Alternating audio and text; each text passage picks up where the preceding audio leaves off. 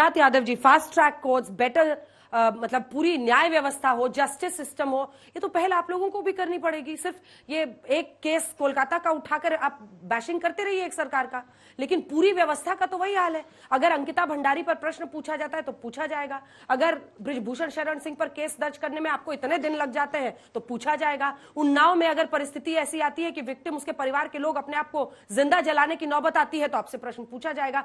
सवाल यह है ना कि एक रेप उनका है, एक रेप उनका है, एक रेप उनका है, दूसरे वाले का खोजो, उस पर लाठी लेके पीछे भागो और अपने वाले में दुबक के कहीं घुस जाओ।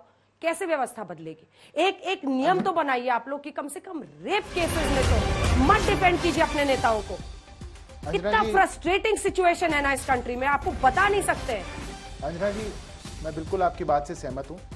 और रेप होता है, वो कहां हुआ, किसका स्टेट में हुआ, किसका वहां शासन है, इन बातों से कोई फर्क नहीं पड़ता।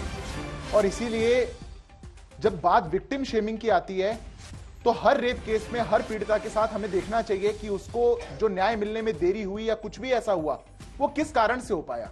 अभी निर्भया का जिक्र यहां पे कर रहे थे और उन्होंने कहा था हमें राजनीतिक लॉस भी हुआ, ऐसा कांग्रेस के प्रवक्ता ने एक शब्द कहा। मैंने लाठियां खाई है निर्भया के आंदोलन में, एक स्टूडेंट एक सेकंड आपको टोक रही हूं, पीड़ित परिवार को मुआवजा नहीं, न्याय चाहिए, स्मृति ईरानी ने कहा है।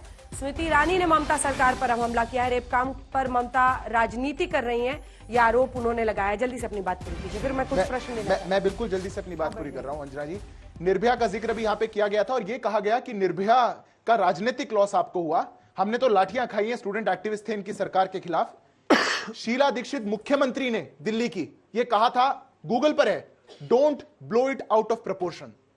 अगर नेताओं की, पॉलिटिकल सिस्टम्स की, मशीनरीज की यह सोच हो जाएगी कि अगर अयोध्या में कोई कांड हुआ तो लड़की का डीएनए होना चाहिए, अगर उन्नाव में कोई घटना हुई, और क्योंकि मेरे को बोल दिया जाएगा कि मैं सिर्फ अभी अयोध्या बोल रहा हूं, कन्नौज बोल रहा हूं, उन्नाव में कोई घटना हुई, किसी ने प्रोटेक्ट नहीं किया, टिकट तो आप लोगों ने दी थी। मैं कहता हूं एक बात, आज यहां से प्रण लेते हैं, सभी पॉलिटिकल एस्टैब्लिशमेंट एक साथ आ जाइए।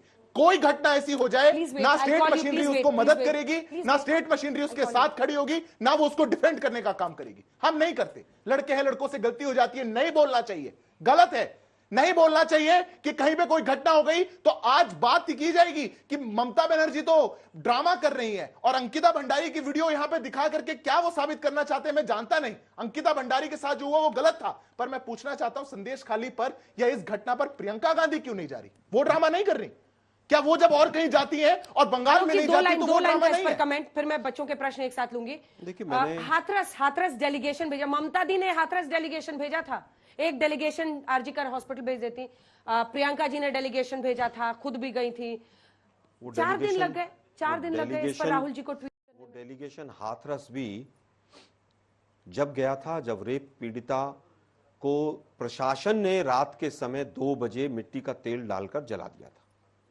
निर्भया के ऊपर संसद में कहा गया दिल्ली को रेप कैपिटल बना दिया है। उस समय पर दिल्ली में रेप थे 2.4 रेप्स पर डे, और आज देश की राजधानी में 6 से ज्यादा रेप पर डे हैं। तो आज रेप कैपिटल हमने तो नहीं कहा अपने देश की राजधानी को, हमने इसीलिए कहा था, और शीला जी की स्टेटमेंट जो थी वो इसी परिप्रेक्ष्य में थी। ठीक है, अगर दिल्ली पुलिस ने, अंतिम बात कहूंगा, दिल्ली पुलिस ने अगर काम ठीक नहीं किया हो, वो वसंत विहार थाने का जो एसएचओ था उसने 2.5 महीने तक होटल के कमरे में बंद रखा था। 2 ही चश्मदीद गवाह थे और दोनों को 2.5 महीने तक एक लॉक के अंदर रखा था। अदरवाइज अगर वो भाग गए होते तो रेप पीड़िता को उसमें भी न्याय नहीं मिलता। हम पूछ रहे हैं कि जब प्रशासन ही रेप पीड़िता के साथ में खड़ा होकर और रेप, जिस लड़की का मर्डर हुआ उसको जलाएगा, तो गांधी फैमिली में से हो, कांग्रेस में से हो, सब जाएंगे।